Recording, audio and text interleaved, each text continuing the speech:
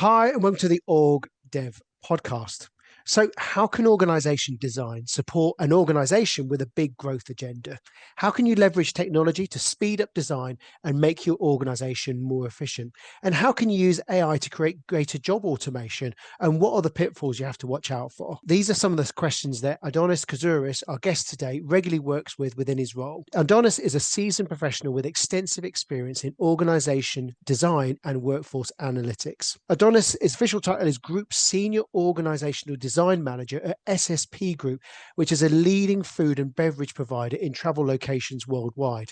You might know them through their brands Upper Crust, Nippon Ramen, and Camden Food Company. And I owe a debt of gratitude to Upper Crust for fueling many of my trip home after a long day in London. He applies expertise in employee experience, people analytics, organization design, culture transformation, and inclusion and diversity to help clients achieve their strategic goals and enhance their workforce performance. Prior to SSP, Adonis worked for several years in the consulting industry with Deloitte and Willis Towers Watson, where he specialized in organization design, employee experience, and DEI strategy, delivering impactful insights and strategies to C-suite stakeholders across different industries. He has a master's in HR and organizations at London School of Economics, and this is where I met Adonis as we were giving a talk to the London School of Economics to potential OD practitioners of the future. And Adonis was brilliant, sharing his insights and experience as well. He's a passionate learner and researcher, pursuing a professional doctorate in evidence-based human resource management at Birkbeck, where he explores the latest trends and best practices in the field of human resources. So thank you so much for making time, Adonis, and we're really looking forward to having a good conversation with you today. Thank you so much for having me, Gary and Danny, and I'm very excited to be here and looking forward to our conversation as well.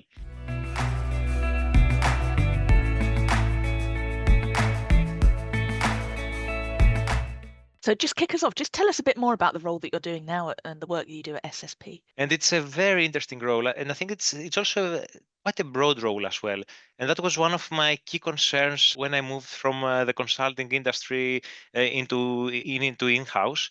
And one of the key reasons why I was slightly concerned is because I've worked in-house before. Before joining Willis Towers Watson, I used to work for Coca-Cola Hellenic Bottling Company. I remember my role actually being very busy and having peaks and lows. But during the lows, it was lows to do, and I was always probably looking for some additional activities just to try and make it to 5 p.m. But currently at SSP, I would probably say it's such a fast-pacing environment that it really reminds me of how rigorous the consulting industry actually is. In SSP, we actually operate across every region that you can imagine. We operate in APAC, we operate in EME, we operate in continental Europe, UK and Ireland, and North America. And I think that's about 38 different countries right now, and we're currently expanding into a couple more countries. So you can imagine doing organizational design for all of those countries at the same time can probably keep you very busy, because my role on a day-to-day basis can actually include developing global OD frameworks, then having some workshops or sessions with those countries, probably having some more focused discussions and workshops on with some countries on right sizing their business, or if we have actually acquired another businesses in a specific region or location, I'm a bit more focused on that country for the time being. So it's a very busy role that always keeps me busy. It has a great variety. I mean, I can probably work from a spectrum that comes from literally identifying job families within our divisions and business units, down to right sizing some of our units and the businesses to operate more efficiently and more effective. So I'm really enjoying my current role, and I think that there are so many. The opportunities are actually countless right now, which is what I love about my current position. But it's so diverse, and every day you have different stakeholders from all over the world that no day is actually the same. Well, it sounds like a huge role. So you're working across 38 countries. And how big's the team that you're working with? The team actually, the global team is not that big. It's actually four of us right now. It's my manager who's the group director for organizational development. I'm the senior manager for organizational design for SSP Group.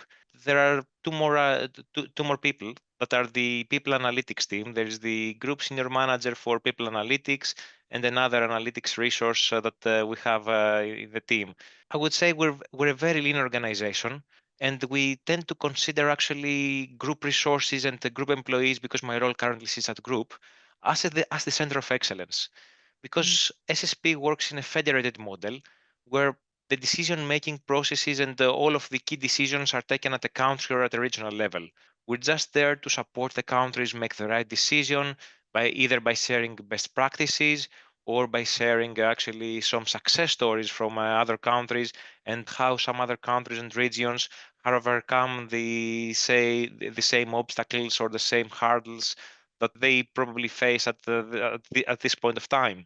So it's more around sharing best practices and try to actually lead them to make the right decision, which most of the times, hopefully, we do. But this is why I think the transition from consulting to this role was quite smooth for me, because it's very similar to being a consultant.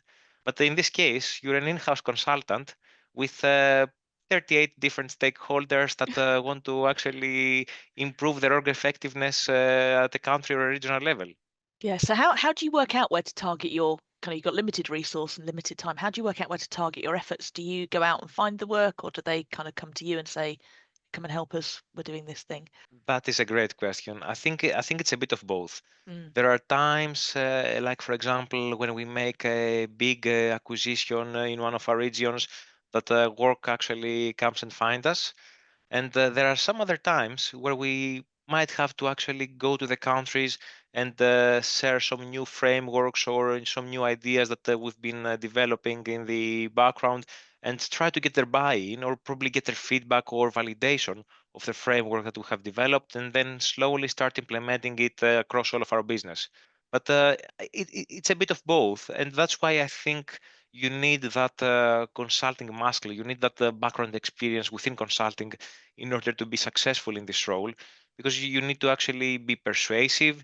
You need to you need to get people to buy in into your ideas, and at the same time you need to offer great services so they can trust you again and want to work with you again, and try to probably increase their org effectiveness together. And how much does the work vary across the different countries you work with? So is there like a common definition of organization design amongst your 38 countries, or do they all have different interpretations of what that might look like? That's another great question. And I think that it really depends probably on the market activity. There are some markets where, are some of our oldest markets, and there is all the activity going on for a couple of years now. They already know about organizational effectiveness, and they have already some KPI measures in place. The UK and Ireland is one of those countries that I'm mentioning right now.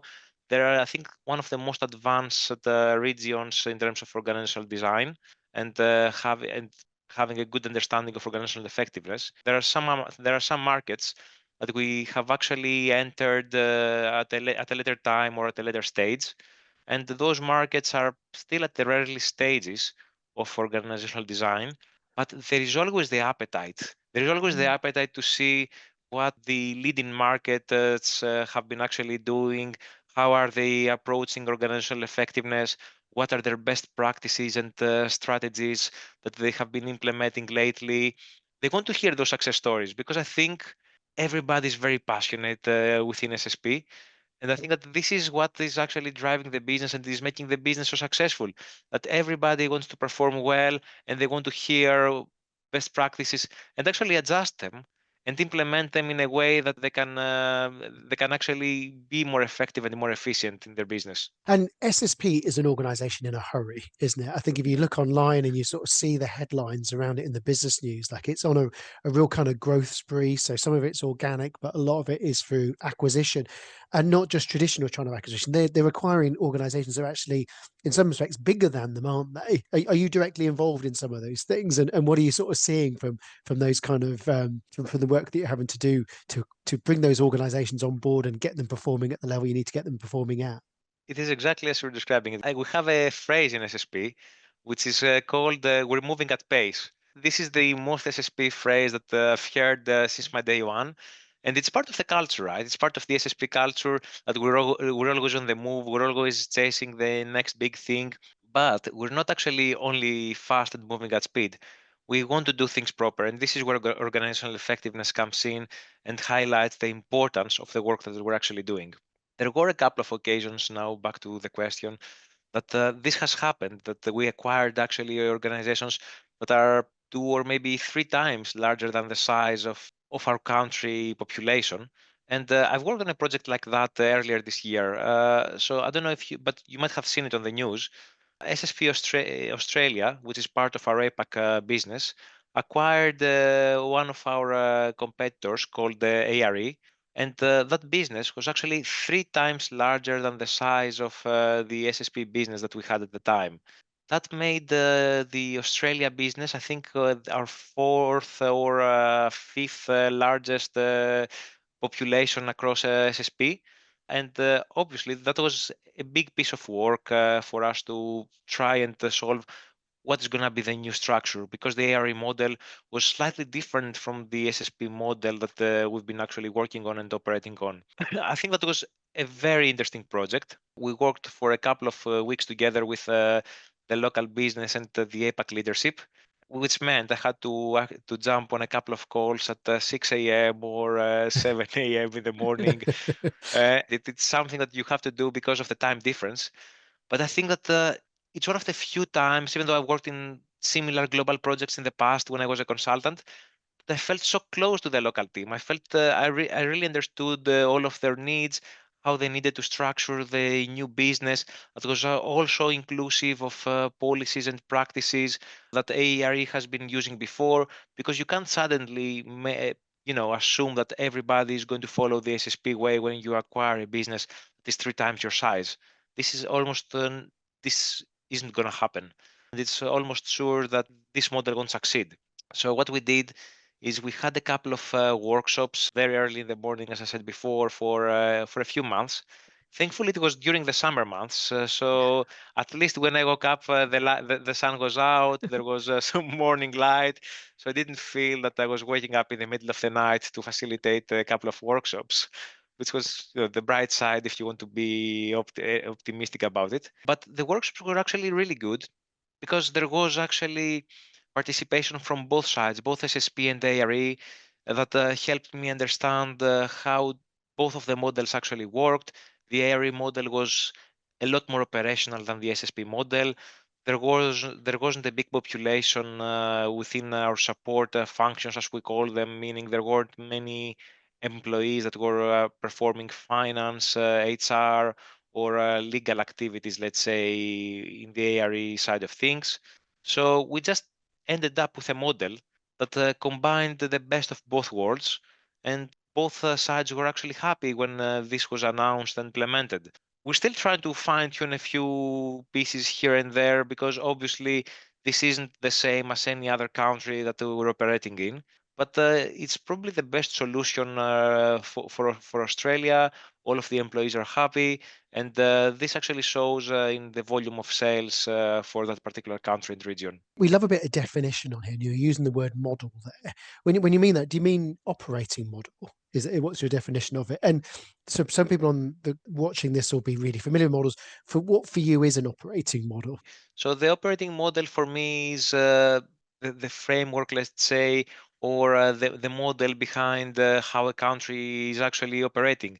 For example, we might have some countries or some regions that might be focusing a lot more on volume of sales, and this is driving the structure and how the reward system and everything else within that country or region is actually structured. However, in some other countries, the focus might be something else. It might be on individual performance, on unit performance at all levels. It might be employee engagement that is driving the operating model. And it's just small things like that, that in a federated world play such a big importance that you need to always be aware of, because there might be a global operating model at a high level, but when you actually deep dive into each of the countries or each of the regions, you will figure out and find out that it's so different at the country level and at the regional level. And this is because I think that, this shows probably how diverse we are as an organization and how great the federated model actually works. There's a few times we've worked with federated models over the years. Like it's a different kind of beast, isn't it? Because it's about influencing and really representing the value, but you can't necessarily tell. You have to sort of get buy-in. Is that similar to the model that you have at SSP? Is it? It is exactly that. I think it's an interesting model. I haven't seen it also while I worked in consulting in many of the clients I worked with, because most of the clients had a global model, a global framework, and that was it. Everything was strictly implemented in every country and region that was part of that organization. Even when I worked in Coca-Cola, we had a global OD framework that worked for every of the 26 countries that we were operating in, and that was it. We weren't flexible with adjustments and local implications as much as we are right now, which I think it's interesting because you can actually see that if you give the countries the freedom and the flexibility to have their own strategy, their own model, they can still produce the same results as other countries that are leading the market. It's just that they're going to implement it in a different way to make up for some, let's say, local implications or some, let's say, specific situations that are happening at the local level. And I think that this is great because this is how you actually embrace diversity. This is how you build trust across the business, and this is how you're actually showing that everyone has a fair chance to accomplish the same goals, but the way or probably the route that each country chooses to achieve that goal is different, and it works. It actually works, and but that means that the guidance that we can give to the countries is going to be always different, which needs the role that I'm actually performing in to be a bit more flexible. I need to be a bit more adjustable in certain occasions, and I need to probably revisit some of the global frameworks again and again after I receive feedback from the countries, which I'm totally fine with. But it's something that I'm experiencing for, I wouldn't say the first time, but something I've experienced here at SSP at such a high volume. What was your journey into OD? Like, how did you actually find it? That's a good question. I don't know if I'm allowed to say it, but when I was at uni, back at the LSE almost 10 years ago, OD, I think, was one of the classes that I didn't like. I think it was because I found it so structured. I found it so theory based and so strict that I immediately told myself, "Oh my God, this is the worst module of the six that I've actually picked," because you have to remember all of the theories, you have to apply the theories. It was a very theoretical module. So the decision I actually made post graduation is that no matter what happens, I don't want to get involved with any We OD love work. this because you are the 47th person we've interviewed, and every single person said it was cathartic. I saw OD for the first time and it changed my life. And you're like, no, it didn't at all. In fact, it made me go the other way. That's really refreshing to hear. It was exactly the opposite. Yeah, because it was so strict. There were so many rules, way too many theories to actually implement. And at the moment, I think I felt a bit overwhelmed. So I started my career into the field of employee engagement. My first job, fresh right after uni, was with Ipsos Mori, and I used to be part of their employee engagement team. It was a very small team here in the London offices. It was, a part or an extension, let's say, of their French team that used to run employee engagement surveys.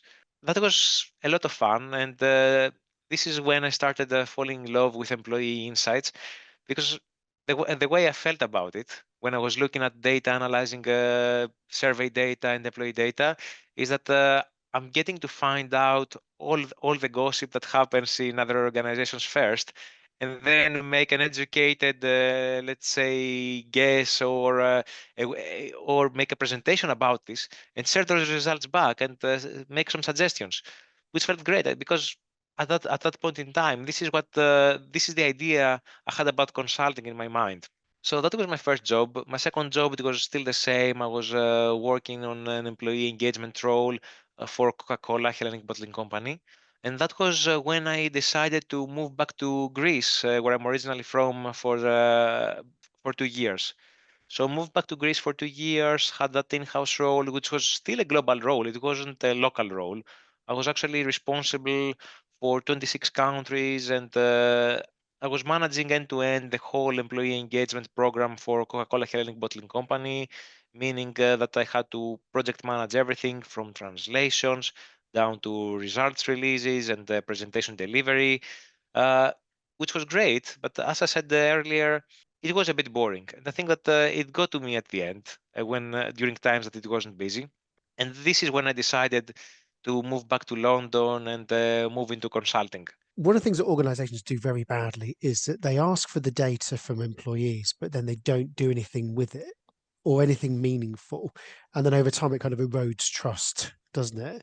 What is the secret to actually taking that really precious data and doing something meaningful with it? I think the secret in making something meaningful is action planning, which is exactly as you said, Garin, a part that every organization completely misses because we're all so focused at let's focus on delivery, delivery, delivery. Let's get our results back. Most of the times, the engagement survey results or survey results are linked with some KPIs. So immediately, that the whole engagement survey is focusing on getting those results, hit my goals, achieve my KPIs, and get my year-end bonus, and then repeat the same process for the next year, and expect that my employees are going to be at the same level of engagement, even though we did nothing during that year. I feel that this is wrong. This is a very transactional way to look into engagement. I feel that what organizations should be doing is designing effective action plans and then being very strict with their implementation, meaning that there should be a central project management or central governance for those action plans, but should actually monitor the progress for those action plans during the year, probably have a couple of follow-up sessions with the countries, with managers, just to check how are they actually dealing with the implementation of those action plans. And then, if you implemented all of the steps for those action plans, it would be very interesting to see if engagement has actually increased for the next year survey or so. But instead of that, I think that what happened between 2018 and 2020 is that organizations moved into a model that actually listened more and more to employees. More employee engagement surveys were launched in the form of pulse surveys every quarter or every 4 months, and we stopped acting. We started listening. We stopped acting, and this is probably how engagement levels probably fell a bit more down the line. Sorry, I interrupted your story. So I was just dying to ask that. So what did you do after that? What I did after that, I moved back to London in early 2020 and started my career in consulting, joining Willis Towers Watson, where I was a lead consultant for employee engagement projects for many clients. And I managed a lot of big clients during that time uh, across different industries, which was something very interesting because in consulting, normally you pick a line, you pick an industry, and that's it. You stick with it by until the end of your career. But things were a bit more flexible there. As I was working more and more on employee engagement surveys and results, I realized the power of insights, and it was at the time where artificial intelligence was on the rise. It was something new and something fresh. So I started taking in a couple more trainings on workforce analytics and employee analytics. And I found an opportunity during the time with Deloitte to join their workforce analytics team as a senior consultant. So I immediately said yes, because I considered this to be the next step of my career. And as I worked at Deloitte as a senior consultant for workforce analytics, I realized that most of the key themes that I identified in employee data all had to do with the same thing: decisions that were taken at the senior level, and then they were implemented poorly. So we needed to actually redesign either a whole model or share the data to actually make them understand where some liabilities are within clients' organizations, and design the future state together. And that's slowly when all of the pieces came together. I was like, oh, my whole life I was actually trying to find the meaning into different parts of HR, but what I was doing was actually contributing a bigger picture, and that bigger picture is actually OD, because if you do OD correctly, if you do organizational design correctly within organizations, that means that you're actually ahead of the curve. You don't need to go back and then solve all those problems that were created over time. And you're always doing the right thing. You're always checking the market. You're always making sure that your employees are engaged and happy with that structure. If not, that probably means that this is the time to make another to build another more effective and efficient structure for your organization to make all the employees happy and satisfied. And it all came together at that point, and I immediately thought, oh yeah, actually OD is not as bad as I initially thought. It's a lot more interesting.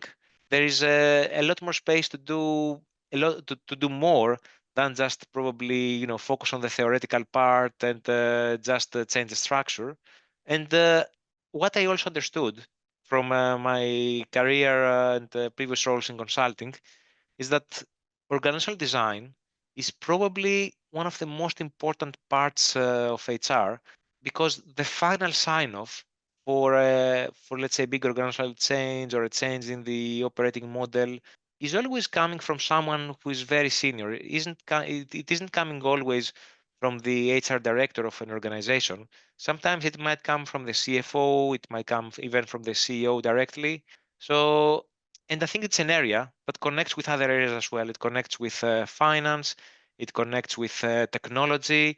So I think that, yeah, organizational design, in my opinion, is actually sitting at the epicenter of everything within HR, and that's how I fell in love with it. I was like during my whole career, I was actually avoiding the thing that I'm currently enjoying the most. If you are senior, there's a lot of things that get signed off at senior level that senior people don't understand. There's a certain amount of, well, that makes sense. Is there an education element to helping them understand? Because all designs are trade-offs, aren't they? There is no such thing as the perfect design. We have to learn to live with what we're trading off and try and mitigate that as well. But often it's painted as this is the solution that's going to change everything. Exactly. You have to always be flexible. You have to always listen. You have to practice active listening when it comes to organizational design.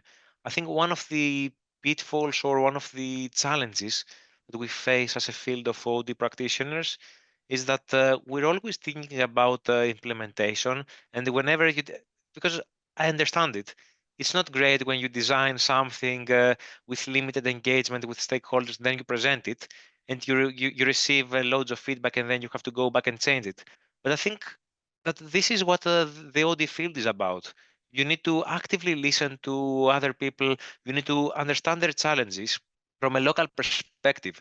You can't understand the challenge from a senior perspective, because even in consulting, most organizational design projects start when they kick off and they start. You normally speak with someone who is very senior and they describe a problem from their perspective. But when you speak to people at the local level, you immediately understand, oh, that isn't actually the issue. It is part of the issue, but there is a bigger issue here. So I think practicing active listening is always important, and it can lead you towards the right direction. And you have to be flexible. And yes, most times you will need to redesign your original design a couple of times until you get to the perfect solution. But we're talking about people here and job architecture and how their jobs, you're going to shape jobs for thousands of people in the future.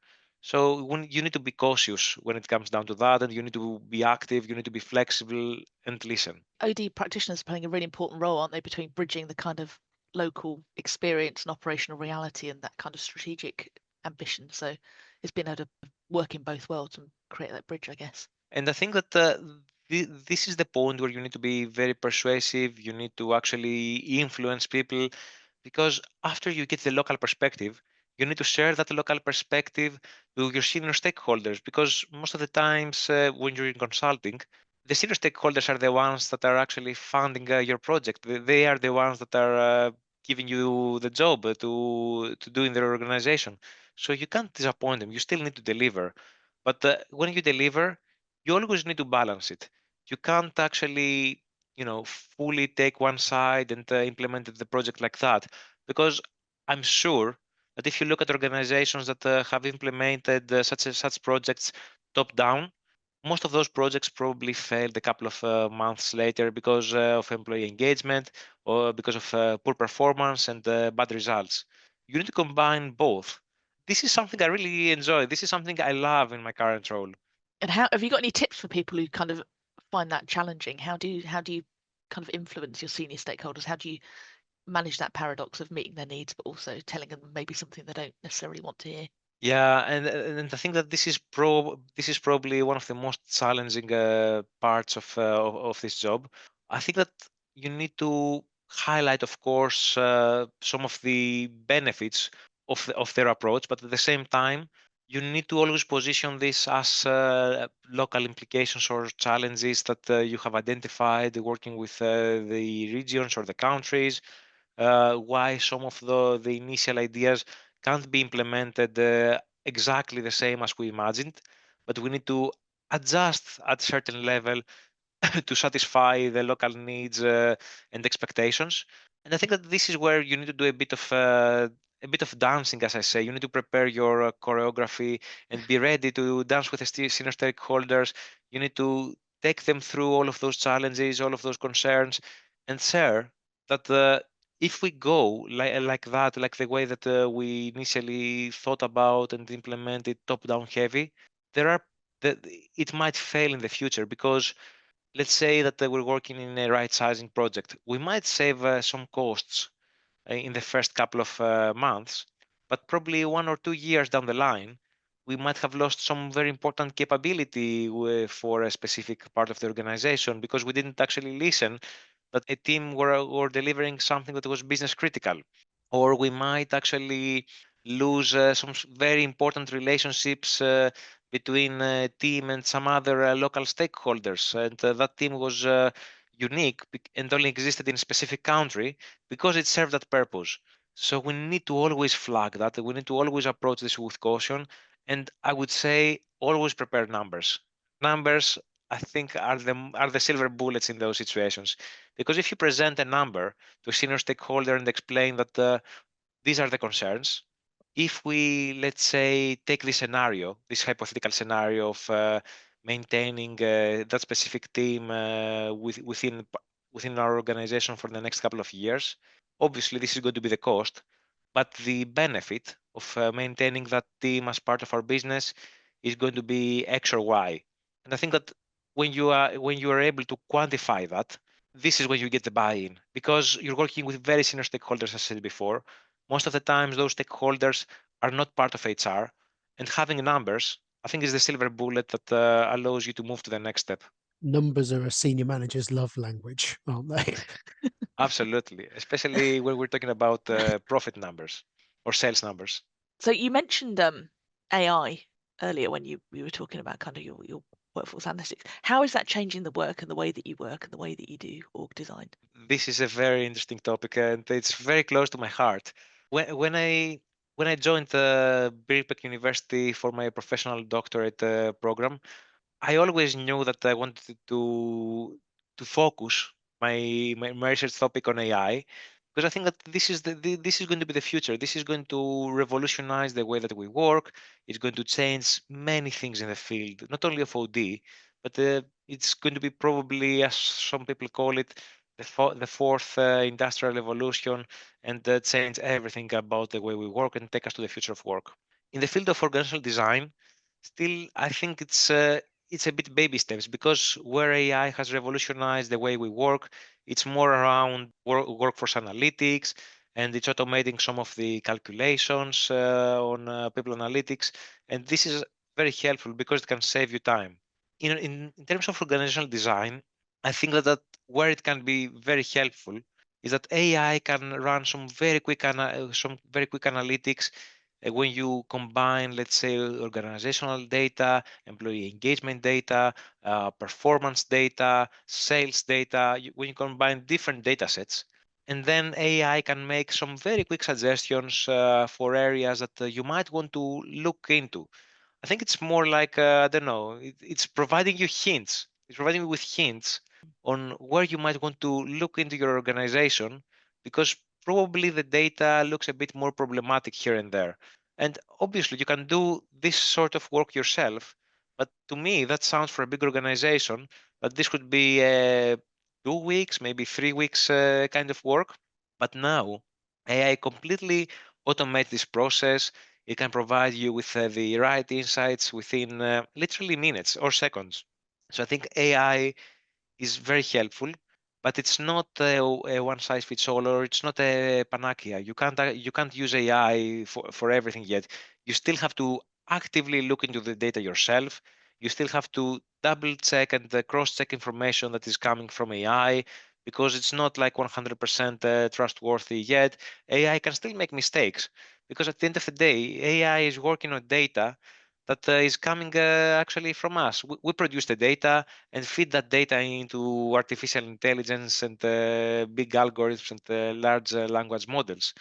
So we always need to take AI suggestions with a bit of caution, and try to figure out what works best for organization that way. There are some pretty good tools, though, I have to say right now, that might work on artificial intelligence, might not necessarily work on artificial intelligence, that have revolutionized the way that organizational effectiveness and organizational design is performed in organizations. I'm a big advocate, I'm a massive fan of OrgView. I think it's an amazing tool. It has revolutionized the way that OD professionals work on a day-to-day basis, the way that you can analyze your data, the way that then you can proceed to design a future state scenario and the future state modeling. It's so easy and seamless, and can provide you with many insights. And it's very visual as well, because this is what an OD professional actually needs, right? An OD professional needs a tool and can very seamlessly produce insights that they can then share with senior management and senior stakeholders. And OrgView can do that for you. Back to the question, because I know that I'm getting very enthusiastic with OrgView and all of Well, those OrgDev is really good tools. though, isn't it? Because it does things like you put like how many levels you want, and it can quickly crunch the numbers and give you different scenarios. So it enables you to make more informed choices, doesn't it? And it does a lot of the analytics on your behalf. Is that right? Exactly. Exactly. OrgView is amazing. OrgView is amazing. I used OrgView for the first time in my life back at Deloitte. And we started using OrgView recently at SSP, and it has worked miracles. I think that it revolutionized the way that we worked and the way that we analyze data, we crunch through data.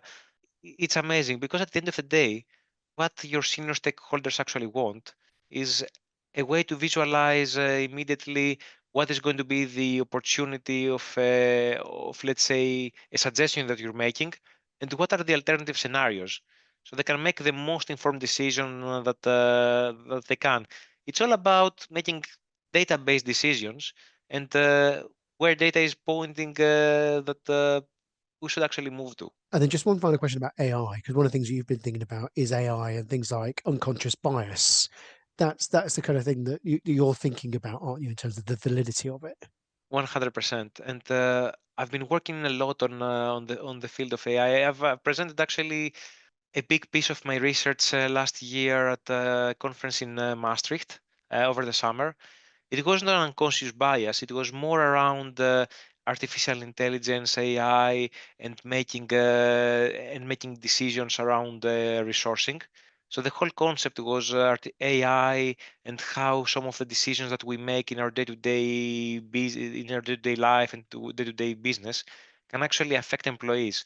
And I did a very interesting experiment. I've actually experimented a bit with a big audience and asked them if they would prefer decisions in terms of resourcing, meaning if you were to undertake a new project or a new opportunity, and this decision was made by your manager, a physical person, or if this decision was made by AI, which one you would actually prefer more, and you would find more just. Interestingly enough, but that was during the early times of AI. People still prefer the resourcing decisions to be made by their manager. They prefer the human task allocation compared to AI-driven task allocation.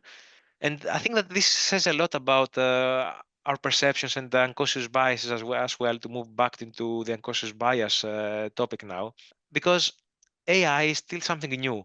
For many people, it might be a black box that we can't really understand. We can't comprehend how it works. And sometimes we might think that it has all of the right solutions and the right decisions for us. Some other times we might think, oh, yeah, but what if AI is wrong? You can see that ChatGPT can give you still wrong results. It can provide you with wrong inputs. What can we do during that situation? And it's interesting because another researcher, Margaret Mitchell, that I follow, and she's very passionate about AI and unconscious biases. She has done a big research on that topic, and essentially, where the outcome of that research is that we need to trust algorithms. We still need to trust AI and everything. However, what we need to question is what kind of data are we feeding the AI? Because you need to imagine that AI still is a baby, right? It's behaving like you are behaving.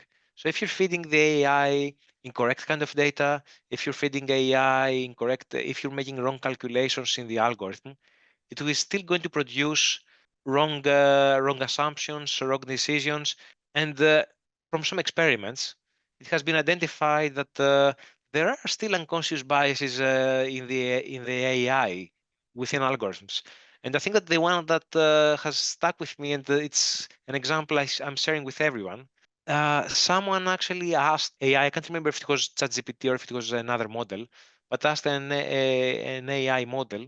It asked a couple of questions about two kids, a boy and a girl. And it started asking more questions and challenging the AI about some classes that they enjoy at school. And the boy enjoyed, let's say, maths and wanted to become a doctor. And then the girl enjoyed more literature and wanted to become a teacher. And this is clearly biased because of the data that has been fed into the algorithm, the AI. And the AI clearly took the most popular opinion or what it identified in that data and produced those, let's say, those outcomes. So we still have to take everything with a, we have to challenge everything that AI says, but at the same time, we need to actively train them to become better and remove those unconscious biases. Yeah, I think it's so important. And my experience of ChatGPT, it presents things with such certainty as well. You ask it, and it's very certain that it's There's got no the right doubt. answer. There's no doubt in its mind. Yeah, but it's interesting when you challenge it, because there were many times where I've used AI models, not only ChatGPT. There are a couple of other ones, and I can say that I've used it either for my personal research or for my PhD, and it provided me with some insights that I was looking for because I was looking for some specific stats. And I was like, okay, can you give me the source? And it gives me the source without a hyperlink. I ask again, can you provide me the source in a hyperlink? It does provide me with a hyperlink. Then I'm like, okay, can you tell me the website so I can go and look for it? And there was no website. It kept telling me lies, but it was actually writing down those lies and sharing them with me. Uh-oh. Yeah. What would you say some of the biggest lessons are that you've learned that you carry in that underpin how you approach your work? Yeah. I think that probably the biggest one, especially in the field of organizational design, is approach things with empathy and always be open-minded. I think that when you actually get into the role of organizational design, and I think that I had this approach when I used to work in consulting a lot more. I was like, oh, I'm here just for this project. I need to approach it that way, get to the desired results or desired outcomes, and then jump on to my next project. It's not always like that, because at the end of the day, you have a big responsibility on your shoulders. You're designing the future state within other organizations, and you're designing jobs and how jobs are going to be structured for thousands of people. So you have a big responsibility on your shoulders. You need to be very open-minded. You need to approach things very carefully. You need to hear all perspectives that are on the table. And even if some perspectives might not be on the table, you need to actively look for them. You need to listen to people. You need to share those perspectives with senior stakeholders because most of the times there are some key concerns that people have when it comes to organizational design or restructuring or right sizing their business, uh, all those things. So you need to always approach things very open-minded, with loads of empathy, and be an active listener. I think that being an active listener, don't just be there because you have that meeting in your diary and this is just another meeting that you have to go through before you implement your decision. You need to actively listen what other people have to share, why probably your suggestion might not work, and then take that feedback, try to adjust your work to it, share them back with them, engage with senior stakeholders, share all of those outcomes with your senior stakeholders, and try to find a solution that works for everyone. Don't look at OD like this is a project. It's not a project. It's bigger than a project. You're an architecture of different organizations, and you're giving life to positions within an organization. So don't look at organizational design as something that is a project that is on a project basis. And you're doing your doctorate. Obviously, that's enough in itself. But how do you invest in your own learning and development? And do you plug it into particular books or podcasts that you really enjoy? Yeah, I think that you're right, Garin. What I found challenging for the past couple of years is that my personal time now with the professional doctors is very limited because normally I dedicate one day of my weekend and most of my evenings uh, into getting this new kind of knowledge and understanding a bit more about future trends about organizational design, artificial intelligence, how those two worlds can actually work together and shape the future of work. So there are plenty of times where when I can find myself listening to other people's opinions and expert opinions. And obviously, your podcast is one of the best places to do that because you have the finest guests in the field of organizational development, organizational design, that can always share fresh and new perspectives. So definitely, your podcast is one of my sources to hear what's going on in the OD world. But I think that other than that, there are a couple of reports that are very trustworthy and normally I look into. For example, the Harvard Business Review reports, I follow them on a weekly basis. I try to see what's new in the world.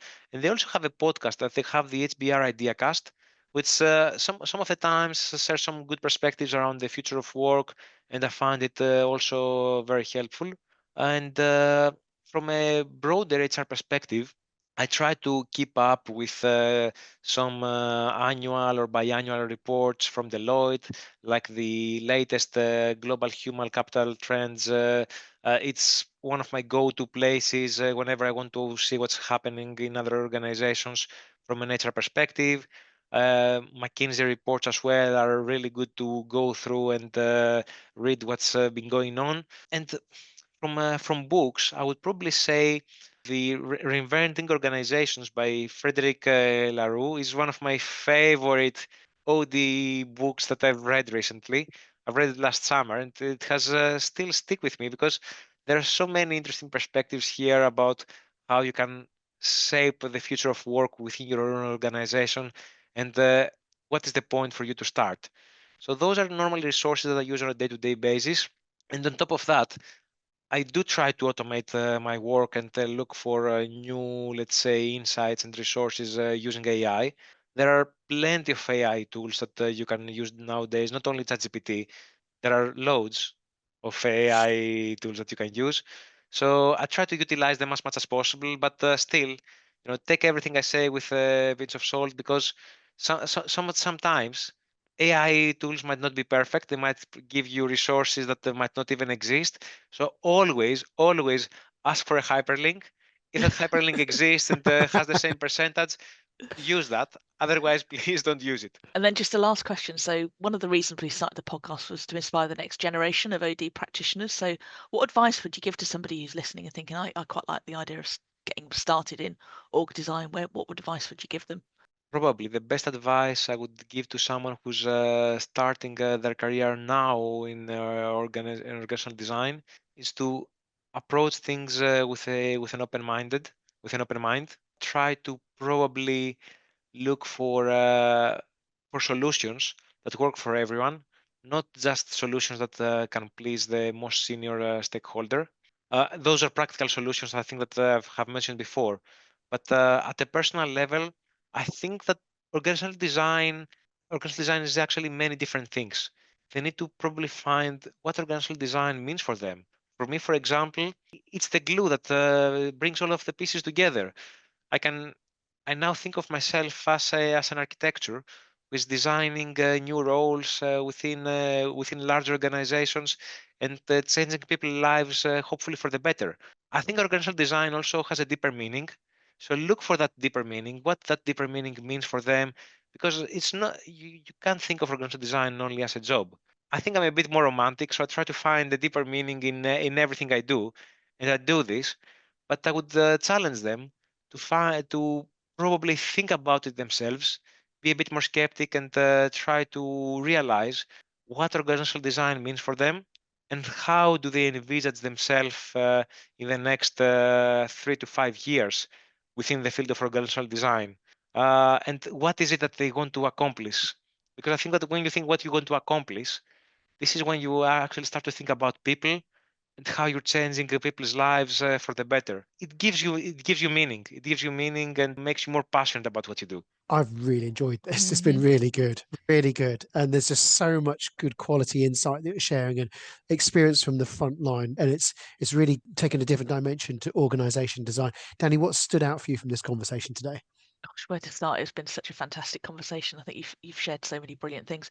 I think what you said earlier up front about sharing success stories as being a really important way of kind of inspiring different parts of your organization to really get inspired about what's possible in terms of organization effectiveness. The importance of kind of acting as that bridge between local teams and senior leaders and kind of managing that dynamic. And then I loved what you said about the employee engagement results, that we're doing a lot of listening to employees, but we mustn't forget to act. And that's what really matters. So those would be my 3 takeaways. Yeah, and ditto on that. I think, the insight and action part and putting governance around it, because you only get 2 or 3 chances to ask staff and then they'll stop telling you as well. The other things I loved was just the power of persuasion of numbers, and that they tell a story and we have to feel comfortable using them.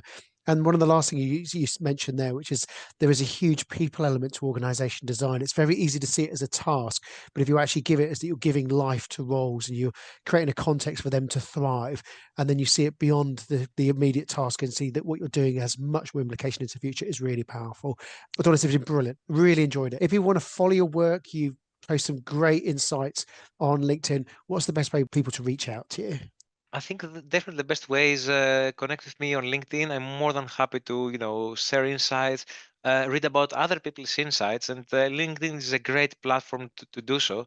So please feel free to connect with me on LinkedIn. Well, if you've enjoyed our conversation with Adonis, we'd love it if you hit the like button. The algorithm gods love it even more if you subscribe to the channel. The channel is growing all of the time, and it just gives us an opportunity to invite brilliant people like Adonis who are out in the field making meaningful and significant change to share their stories and their insights as well. So you can always catch these podcasts. They come out weekly on all the regular audio platforms and on YouTube as well. Please do subscribe to it. And if you feel someone would really benefit from hearing from Adonis's insights on organization design, then please feel free to share the video or the podcast with them directly. But thank you so much. But most importantly, Adonis, we've made you late for your next meeting. We know, so please say sorry to the group of people you're letting down. But thank you so much for making time for us. And this is one of our last episodes before Christmas, so we hope you have a lovely Christmas as well. Thank you so much, both, and I really enjoyed my time with you both as well. It was amazing, and you both also have a fantastic Christmas and a lovely New Year.